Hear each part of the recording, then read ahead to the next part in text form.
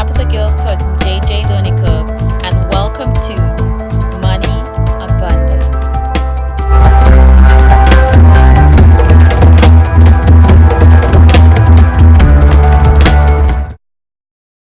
Hi, I'm Tabitha Gill from JJ Learning Curve, and today I have 5 marital abundance tips for you. I hope this helps.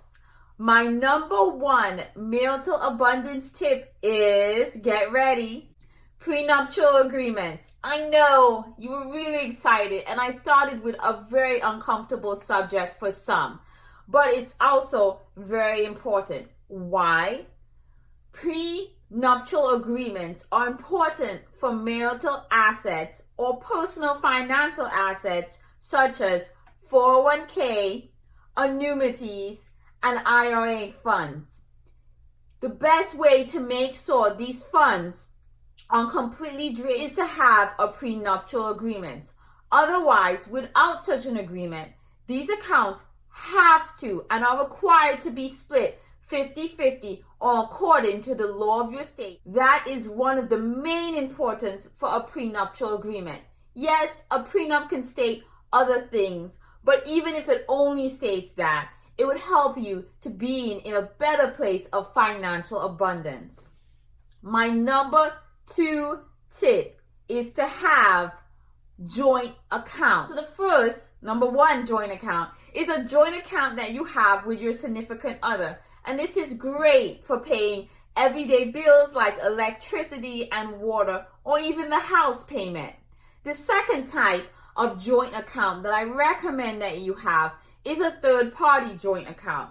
This is a joint account with a brother or sister, a mom or dad, or even a best friend.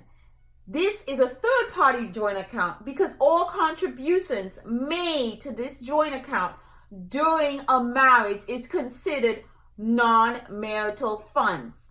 What do I mean by non-marital funds?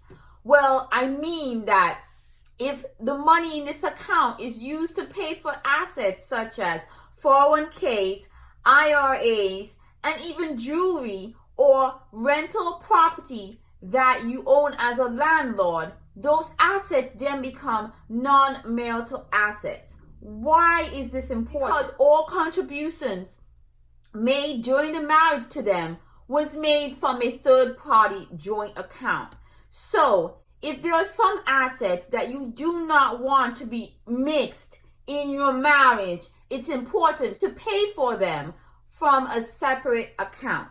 That's my second tip, and probably one of the most important besides tip 1. Tip number 3, keep really good records. I can't stress this enough. It's super important while you're married to be checking your credit statement you use to pay an asset with needs to be recorded.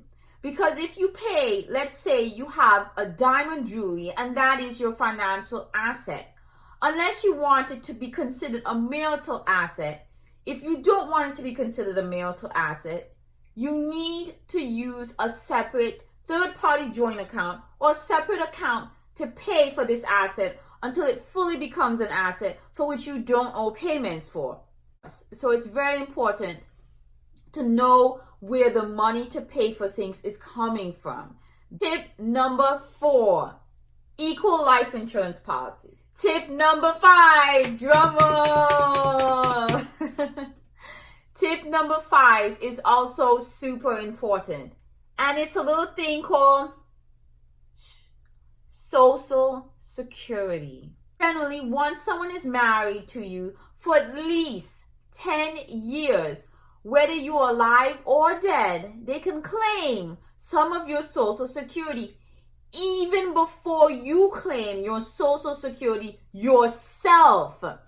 That's why it is so important to be aware of this fact. Yes, if you are still alive, for a ex-mate or even current mate to claim part of your Social Security. If it's a current mate, then to claim part of your Social Security, they can. If it's an ex-mate, they have to be unmarried to claim part of your Social Security once you're alive.